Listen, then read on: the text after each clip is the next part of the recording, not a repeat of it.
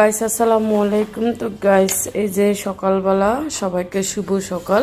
ছোট্ট একটা ভিডিও নিয়ে আপনাদের মাঝে চলে আসছি। তো গাইস এই যে আমার আপা এই যে দেখেন রুটি বানাইছে, রুটি দিয়ে এই যে জেলি দিয়ে মেখে এখন খাবো। তো আমি এক পিস খাবো, উনি এক পিস খাবে, আর গ্রিন টি আছে।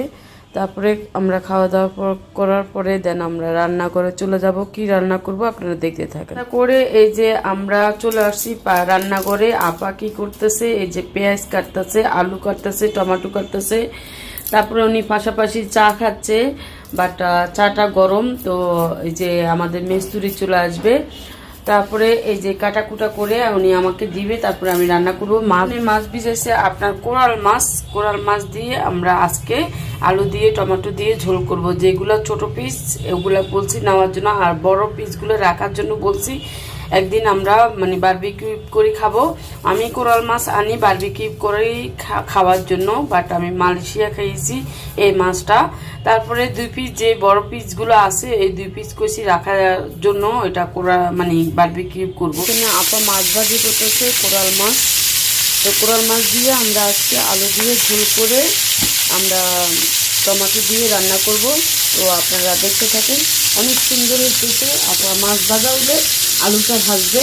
আমার মাছ ভাজা হয়ে গেছে, অনেক সুন্দর হয়েছে আমার মাছ ভাজাটা। তারপরে এখানে দিয়ে দিছে আপা আলু দিয়ে বাঁচতেছে। আলু আজকে ভাজিয়া রান্না করব।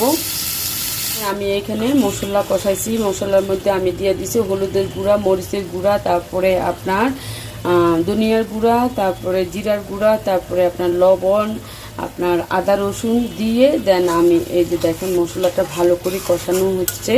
তারপরে আপা এখানে আলুটা দিয়ে দিবে। এই যে আলুটা ভাজা হয়ে গেল, তো আলুটা দিয়ে দেন। আলুটা দেওয়ার পরে আপা উল্টায় পাল্টায় নাড়তেছে। নাড়া দেওয়ার পরে আপনারা দিয়ে দিছে 5 মিনিটের জন্য। 5 মিনিট পরে আমরা ব্যাক আসবো। তো এই যে দেখেন আমাদের এখানে কাজ চলতেছে, ওনারা আসছে।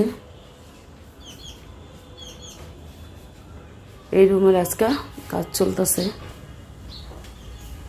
কাজ যে আমার কবে শেষ হইব আল্লাহ স্যার কেউ জানে। ক্লাসে মাপ নিতেছে মানে আপা। এই যে আমাদের আলুটা হয়ে গেছে। 5 মিনিট পরে আমরা আসছি। আপা টমেটো দিয়ে দিছে একসাথে। তো অনেক সুন্দর কালার আসছে, মাশাল্লাহ ইয়ামি কালার আসছে। এখন আপা এই যে সিদ্ধ পানি দিয়ে দিচ্ছে। দেখেন আমি আজকে ঝোল ঝোল করে করব, কারণ আমি অনেক দিন হয়েছে ঝোল তরকারি খাই না। তো দেখেন আলুটা দিয়ে দিছে, মাছটা দিয়ে দেন উপর দিয়ে।